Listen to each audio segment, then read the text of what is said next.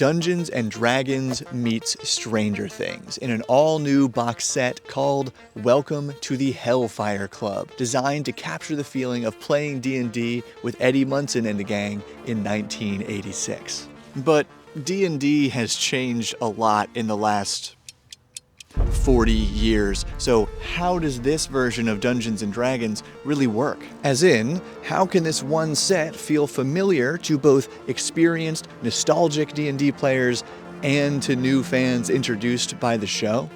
The short answer, it works for everyone by including a ton of helpful, awesome-looking materials. However, one gamer's totally metal DM screen is another gamer's hunk of cardboard that gets in the way. So let's break it all down, because I'm Bob, this is where we learn how to have more fun playing RPGs together, and because I did this for the new D&D starter set box recently, and everybody loved that video. Likewise, this is not sponsored by D&D, though they did send me this box for free. We got a different wonderful sponsor for Dungeon Masters and World Builders alike, World Anvil. The ultimate RPG campaign manager used by over 3 million game masters in over 100 game systems. It offers tools for mapping out all your ideas, more tools for mapping out your world with nested locations from regions down to rooms. And while the maps and other visual tools are impressive, it's these wiki-style article templates that draw even a mostly analog GM like me. Yeah, World Anvil articles do in fact look way cooler than my Google Doc of session notes. And right now is an insanely good time to try it out. You can use code BOB to save 51% on any yearly subscription from worldanvil.com. That's nuts. 51% off. Is that a mistake? Can I get in on this? The D&D Stranger Things set includes the following: dice, your standard 7 polyhedrals, plus an extra 20-sider and 3 extra 6-sided dice. Notably, this is the same dice set from a few other D&D boxes, so unfortunately, but also fortunately, it's the only part of this box that didn't get an old school makeover. A 4-page quick start guide, little eye and hand of Vecna at the top, explaining the core ideas of D&D with step-by-step instructions for unpacking the box and setting up the game. But I couldn't figure out how to scan this QR thing to see the video tutorial. Maybe one of you Hawkins AV Club nerds can figure it out. A 30-page stitch-bound play guide to walk you through the cards, character sheets, and the basic rules of D&D 5th edition. Not to be confused with actual basic D&D from the 1980s. And I love this note on the back from Eddie. Allow me to let you in on a little secret. Nobody knows all the rules by heart. I sure as hell don't. That's what this booklet is for. The rules are there to help everyone at the table tell a story. If you ever feel like the rules are getting in the way of that, remember the most important rule of all: have fun. At the end of the day, that's all that matters. Hell yeah, Eddie. Hell yeah. 4 stitch-bound adventure booklets for levels 1, 2, and 3. We got The Vanishing Gnome, Scream of the Crop, Ballad of the Rat King, and Devil Metal Die. Don't forget the exclamation point. No spoilers in this video, but each adventure is written for 1 or 2 sessions of play, about 10 pages long, nice and concise, with black and white art, color maps, and many more helpful notes from Eddie. And 4 handouts color-coded to each adventure booklet?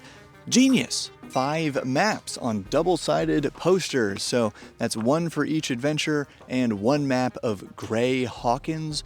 Nice little mashup of Greyhawk from D&D and Hawkins, Indiana, the ridiculously unfortunate town where Stranger Things takes place. 15 ready-to-play character sheets. That's levels 1, 2, and 3 for each of the 5 characters: Will the Wise, Lady Applejack, Nog the Dwarf, Sundar the Bold, and Teir the Paladin. Therefore, this set gives you the same 4 core classes as the starter set box: Wizard, Rogue, Cleric, Fighter, plus the Paladin, which is essentially a mix of the Fighter and Cleric, but with unique abilities. Then we got about 100 cards for magic spells, magic items, and monsters, like Cultists of Demogorgon, the Knoll Warrior, look at that artwork, man, and Dardu, fiendish host of the Hellfire games. Also 5 cards with reminders of what you can do on your turn, about 70 tokens for all those monsters and the characters, a combat tracker notepad,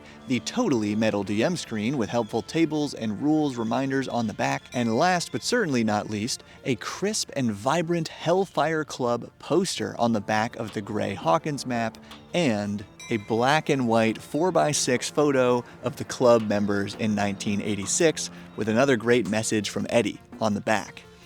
Henderson, if you're reading this, then today is a long-awaited day. That's right, take that cap off, big boy, and throw it high into the air. I have finally graduated. I told you this was gonna be my year.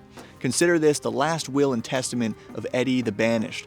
With me out of the picture, someone has to keep the flames of Hellfire burning, and it's high time you step behind the screen. I hereby bequeath to you my secret trove of adventures. Use them to guide all the little lost sheepies home. You, my friend, are the future of Hellfire. This is your year. Hellfire forever, Eddie. And man, as a fan of the show, that call to action feels really cool. So you gotta wonder.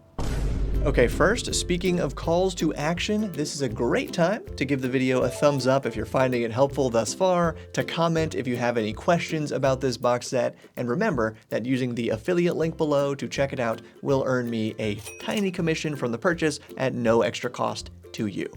But clearly, any co-branding integration like this calls to question, what exactly are you paying for here? Is D&D Stranger Things Welcome to the Hellfire Club a collectible, nostalgia bait cash grab, or is it a playable, fun, and functional box set for some good old D&D? Doesn't have to be one or the other, but I think this box set leans toward playability, despite how cool it looks. This isn't a collectible that's ever gonna be worth more than what you're paying for it, because they made a million of them, it's all paper and plastic, and in 2 years or less, Stranger Things is probably gonna soil their good name by announcing a slew of low-quality spin-offs trying to recapture the magic, aka money, of the first few seasons. In a sense, this box set is part of that effort, but leave it to the D&D team to take the same model of components and playability from their recent starter set, Heroes of the Borderlands, and just give it a fresh look. Like I said, exact same dice, but almost every other old school looking component here was first imagined for that starter set. The quick start pamphlet, the play guide, multiple adventure booklets, the handouts, the poster maps, character sheets kinda, all the cards, the tokens, and combat tracker first came from the new starter set. The only additional component here is the totally metal DM screen, and that signals the main difference in playability between these two box sets. Heroes of the Borderlands, with some extra cards, maps, tokens, and a different style of character sheet, gets the D&D 5th edition learning curve as low as it can possibly go without having you just play a more simple role-playing game. The components and language used in the starter set really hold your hand through every step, even encouraging players to take turns as the dungeon master from one session to the next, all to help each other learn the game, and that's awesome. Because even though D&D is not that hard to learn from scratch, there are just a lot of rules, which make it very hard to master. And that's why even on this Hellfire set, they have Eddie mention offhand, even I don't know all the rules. Yeah, Eddie, nobody does.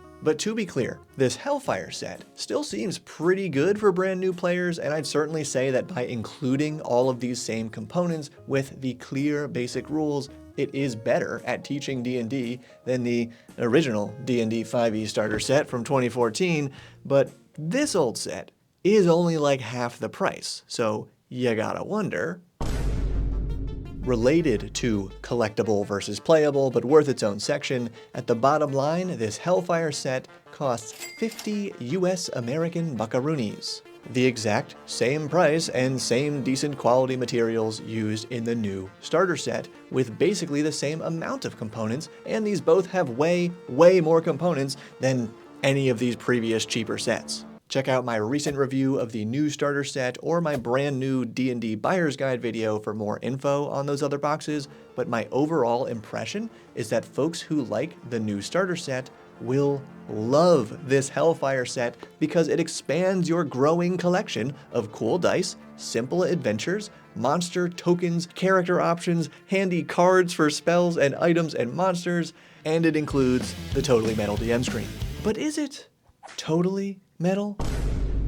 Yeah, you already know I like the art style throughout this new set. It's just fun to see official D&D take a different art direction, and it's easy to see why this art style helped make D&D popular in the first place. It is bold, it is crisp, and it can be brilliant when colorized. And for a little peek behind the screen, it's great design to see D&D's conditions back here, and other important things like concentration, death saves, plus some improvisational aids like difficulty numbers and object armor class tables and audible distance.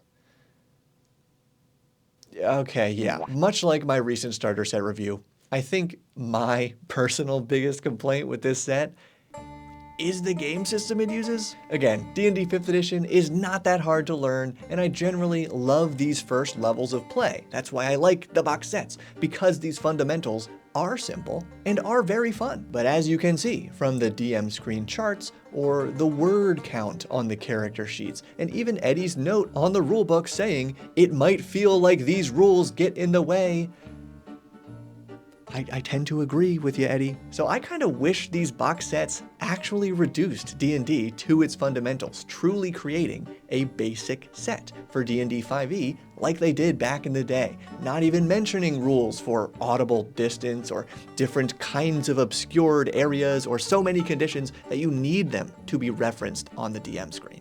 All that said, I'm still excited to run some of these adventures. No spoilers, but they do seem more interesting than what I've seen so far in the starter set, and they have similarly clear instructions for how to prepare each game session, which is another great thing to see. So be sure to comment below if you know any other helpful resources for running these adventures or the ones in the starter set, because yeah, I want to make DM guide videos for these, but realistically, it'll be a while if that happens, because my group is still in another campaign and we got a long to-play list of RPGs. So thanks again to our sponsor and to my amazing patrons and YouTube channel members for making all this possible. Keep building. Okay, wait, like I really should have done a keep running up that hill.